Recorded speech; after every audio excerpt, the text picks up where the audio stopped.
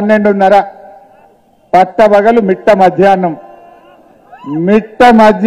44 డిగ్రీల ఎండలో ఒక్క మనిషి కదలకుండా ఇయాల వెంకట్రామరెడ్డి గారి నామినేషన్ కు వచ్చిన మీ అందరికీ శిరస్సు వంచి నమస్కారం తెలియజేస్తా ఉన్నా. ఇగో ఇది బీఆర్ఎస్ కార్యకర్తల పట్టుదల. ఆడ బీజేపీలో మీటింగ్ అవుతుంది సిద్దిపేట కాడ. టెంట్లు వేసి కూలర్లు పెట్టి ఏసీలు పెట్టి వాటర్ బాటిల్ పెట్టి వాళ్ళు మీటింగ్ పెడుతున్నారు. మనదేమో పట్టబగలు నడి రోడ్డు మీద కింద కాలుతున్నా మీద కాలుతున్నా కదలకుండా వెంకట్రామరెడ్డిని గెలిపిస్తాం అని పట్టుదలతో ఇలా మా కార్యకర్తలు మా నాయకులు పనిచేస్తా ఉన్నారు. ఇగో ఇది మన పట్టుదల. ఉద్యమకారులంటే బీఆర్ఎస్ పార్టీ అంటే ఎండ కూడా భయపడుతున్నది మీకు. ఇలా అంత గట్టిగా మీరు పనిచేస్తున్నారు. చాలా సంతోషం. మెదక్ జిల్లా మన గులాబీ జెండాకు ఒక అడ్డ. ఈ గడ్డ మీద ఇంకో పార్టీ గెలవలే ఇప్పటిదాకా. 25 ఏళ్లల్లా ఎప్పుడు మెదక్ ఎంపీ గెలిచినా బీఆర్ఎస్ పార్టీయే గెలిచింది.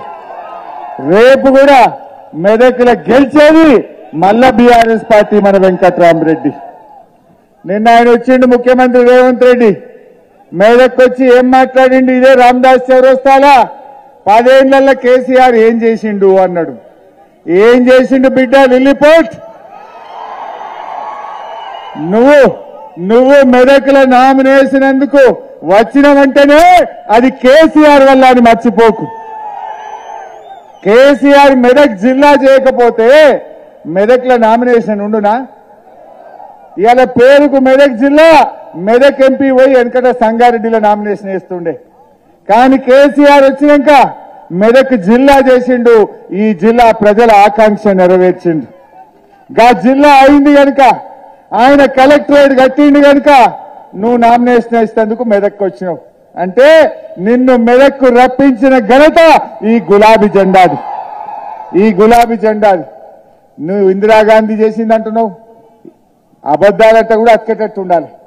ఇందిరాగాంధీ అంటే బిహెచ్ఎల్ తెచ్చిందని రామదాస్ చౌరస్తాలా పచ్చి అబద్దం చెప్పిండు రేవంత్ రెడ్డి. బిహెచ్ఎల్ వచ్చింది 1952లా.